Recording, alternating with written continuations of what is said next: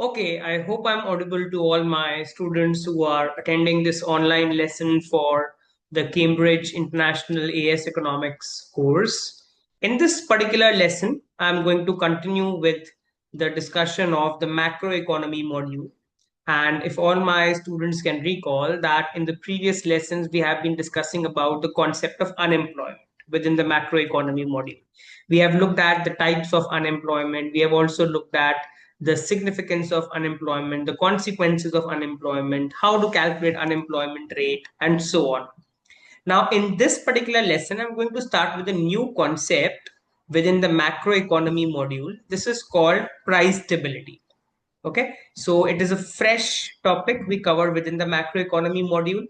We are going to understand the meaning of price stability. And in this lesson, we are also going to look at some important terminologies like inflation, deflation, and disinflation. How are these three different from each other? Okay, so again, I'm going to make all students write notes. Please make sure that you are making notes while watching the lesson. Okay, and let's quickly start with the discussion of this lesson on price stability. So I'm just writing the main heading for completeness. This is Cambridge International Education. We are looking at the AS Economics course.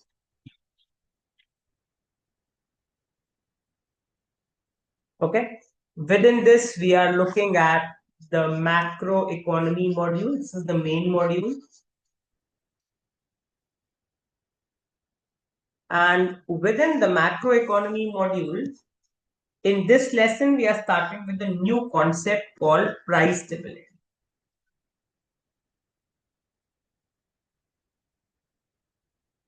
Okay, so students can write price stability. So first of all, when do we say that prices are stable? When the prices have changed only by a very small percentage and the fluctuations have been minimal. Okay, so I can write price stability occurs when prices change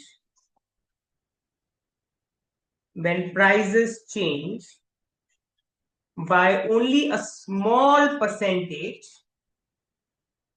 when prices change by only a small percentage, and there is avoidance of fluctuations in the price level. And there is avoidance of the fluctuations in the price level.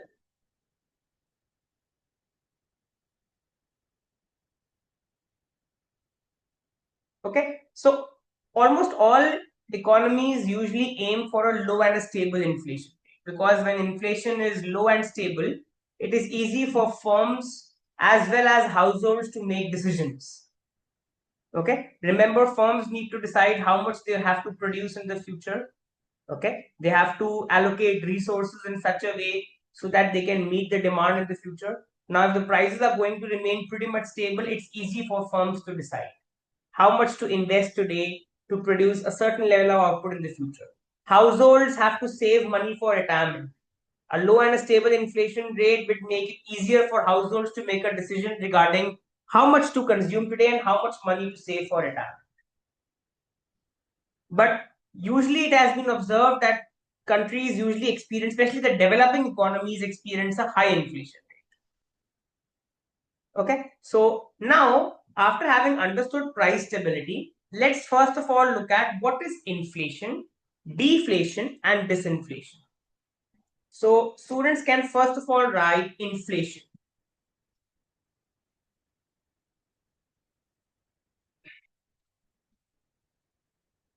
Okay, so inflation, I can write inflation does not mean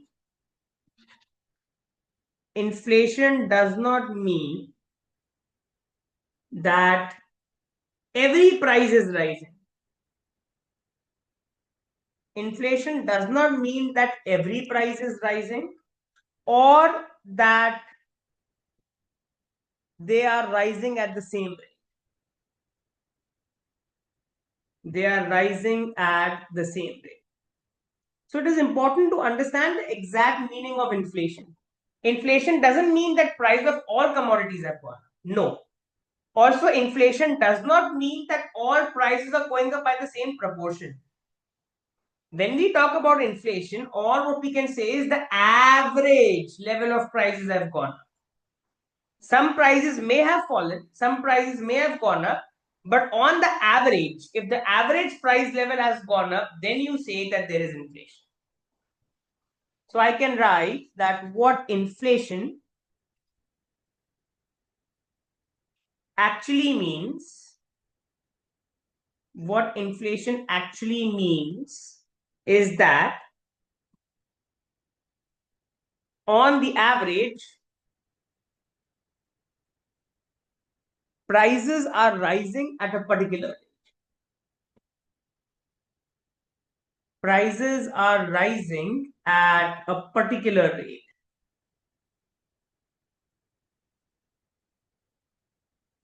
Let's take an example. Suppose the inflation rate is 6%.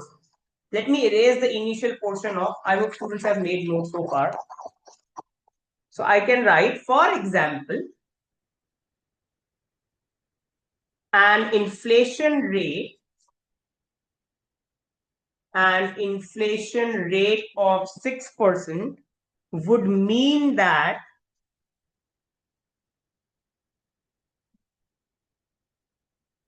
on average, prices are 6% higher. Prices are 6% higher than in the previous period. They are 6% higher than in the previous period. So everything is happening on average. Okay, so this is important. Some prices may rise by more and some may fall. I can write this. Some prices may rise by more and some may fall. But on an average, they have gone up by 6%. They have gone up by 6%. This is what I'm trying to say. Okay, so hoping students are clear. Now, we all know that when price level goes up, it erodes your purchasing power. The value of the currency falls when price level goes up. So I can make all students write a note. This is just a revision for clarity. Let's write a note that when the price level increases, the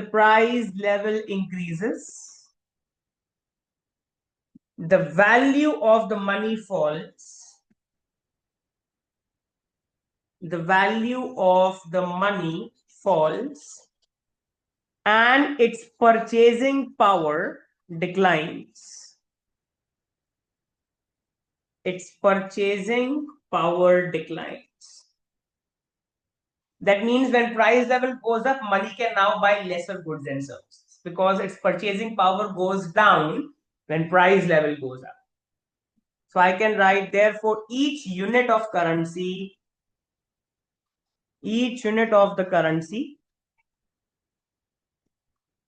will buy less.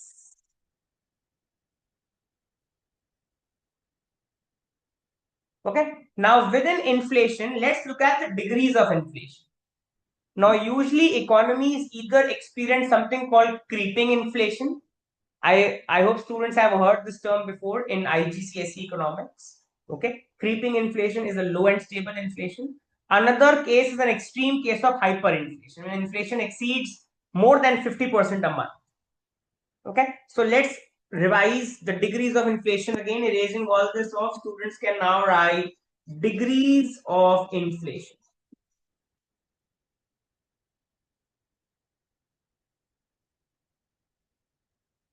Degrees of inflation.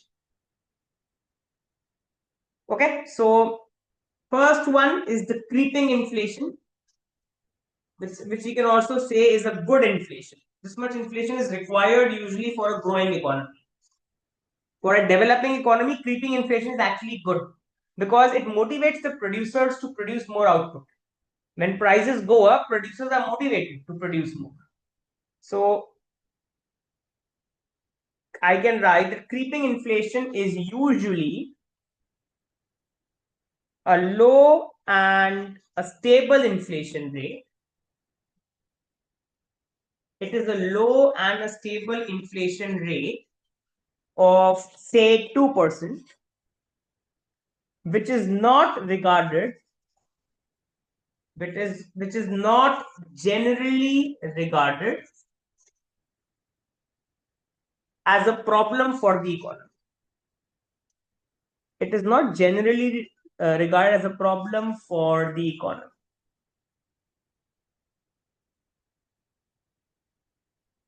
A low and a steady rise in prices, a low and a steady rise in prices may even encourage firms, may even encourage the firms to produce more.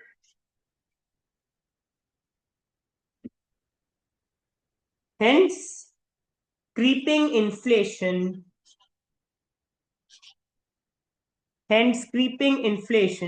may be beneficial for a growing economy. It's good to have a bit of creeping inflation. Okay, so hoping students are clear with this. Now, let's look at bad inflation, which is excessive inflation called hyperinflation. So, hoping students have written about creeping inflation, erasing all this, let's look at hyperinflation.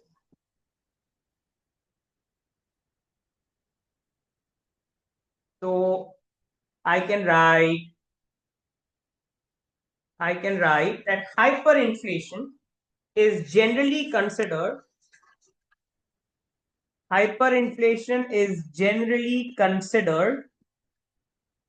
to be an inflation rate. It is generally considered to be an inflation rate that exceeds 50% a month. That exceeds 50% a month. But the rate of inflation can go much higher. The rate of inflation can go much higher. So I can say that hyperinflation is basically uncontrolled inflation. When prices are rising to such rapid extent and they are rising so frequently that becomes difficult for the economy to buy goods and services with that currency. The economy will either have to go back to the barter system where only goods are exchanged for goods, or the economy might have to adopt foreign currency as its own domestic currency. Okay, so I can write hyperinflation. I can write here that hyperinflation occurs when inflation gets out of control. When inflation gets out of control and sometimes results in people resorting to barter. Sometimes results in people resorting to barter. That is, exchanging goods and services. Exchanging goods and services for other goods and services. For other goods and services rather than using money. Rather than using money to buy or sell products. to buy or sell products. So students, what I'm trying to say is, what are going to be the consequences of hyperinflation? When hyperinflation occurs, inflation becomes out of control. Okay, and it results in people going to barter system where goods are exchanged for goods, because you can't use your own currency because prices are changing so frequently that it becomes difficult to use the domestic currency. You have to either go for dollarization, you have to adopt foreign currency as your domestic currency now, okay, or you have to shift to the barter system. Okay, so Zimbabwe, we all have a perfect example of the Zimbabwe economy, where in the 21st century it experienced inflation so high that it became difficult for the economists to actually measure it. Okay, so in 2008, inflation in Zimbabwe, it reached somewhere around 200 million% and even 29 sextillion%. So if students search a bit about the Zimbabwe economy, and if you search about the 2008 inflation in Zimbabwe, you will say that's a perfect example of a hyperinflation. So if I sum up, hyperinflation is uncontrolled inflation exceeding 50% a month, and it can go even more higher.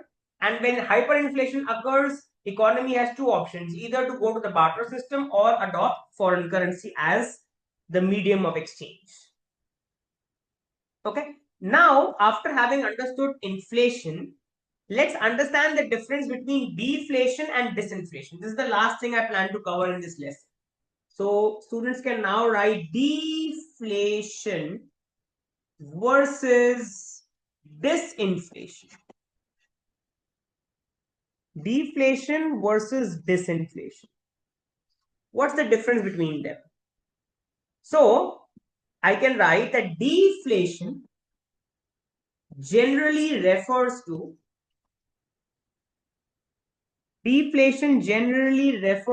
a sustained fall in the price level. A sustained fall in the price level. It means price level is continuously falling. It's falling in such a way that inflation actually becomes negative. So I can write that this results in, when price level continues to fall over a longer period of time, the value of the currency goes up, the purchasing power of the currency goes up. So I can write this results in a rise in the value of money. This results in a rise in the value of money. With each currency unit,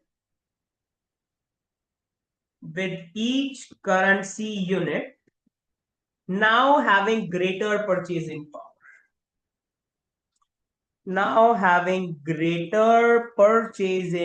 power.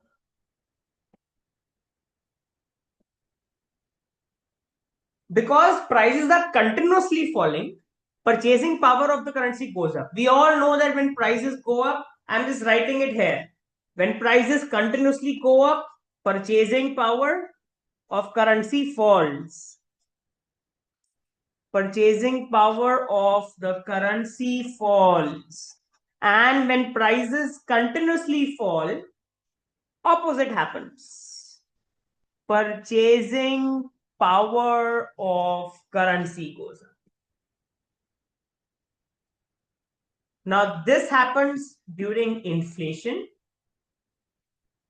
and this happens during deflation. When I say prices are increasing, it means it's a sustained price increase, and here also it's a sustained price decrease.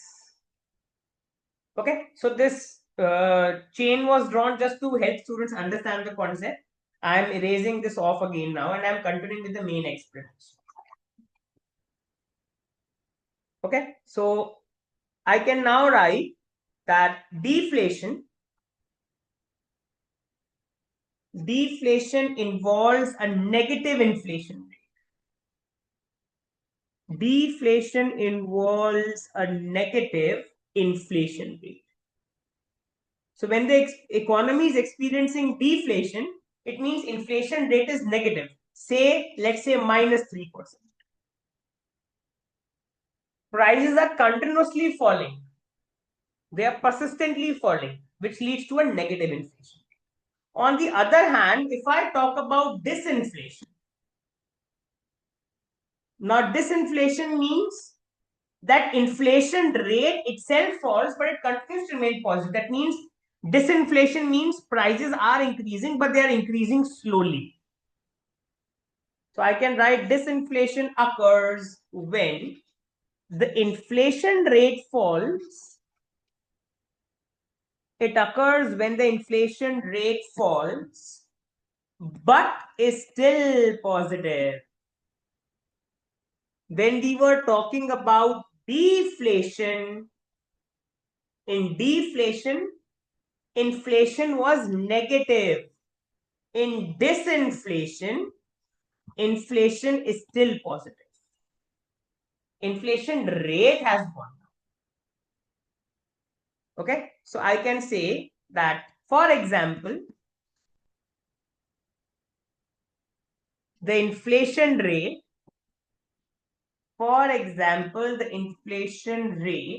may decline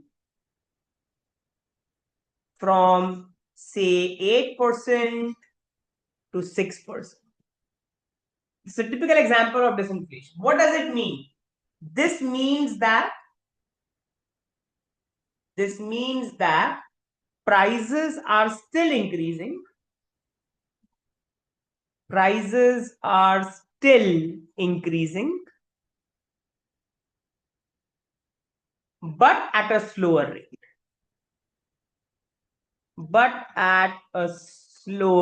rate. So disinflation means inflation rate has gone down, but that inflation rate is still positive. As long as inflation rate is positive, it means prices are going up. In disinflation, prices are going up at a slower rate. So if I sum up, what do we learn?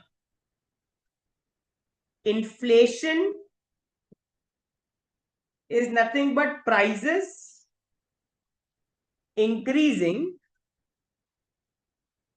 persistently at an increasing rate.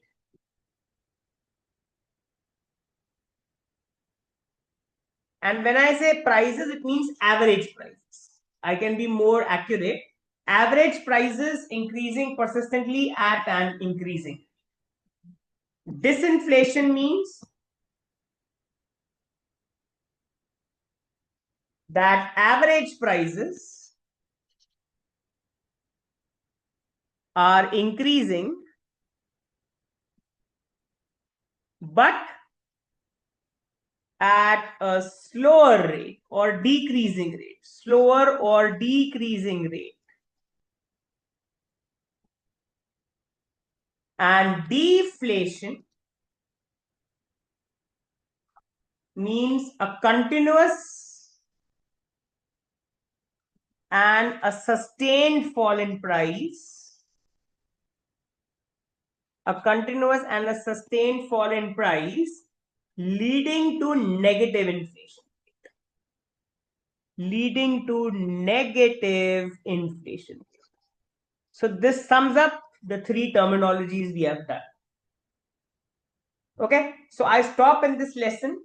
Okay, in the next online lessons, we are going to look at how to calculate inflation rate. How to calculate inflation rate. This is something we are going to explore in the next lesson. I stop in this lesson. I hope all students have enjoyed this lesson. Any doubts, you can unmute your mic and ask, or you can get in touch with me for doubts on call or WhatsApp, or you can mail me your doubts at divineschoolofelconomics@gmail.com. This is where I stop in this lesson.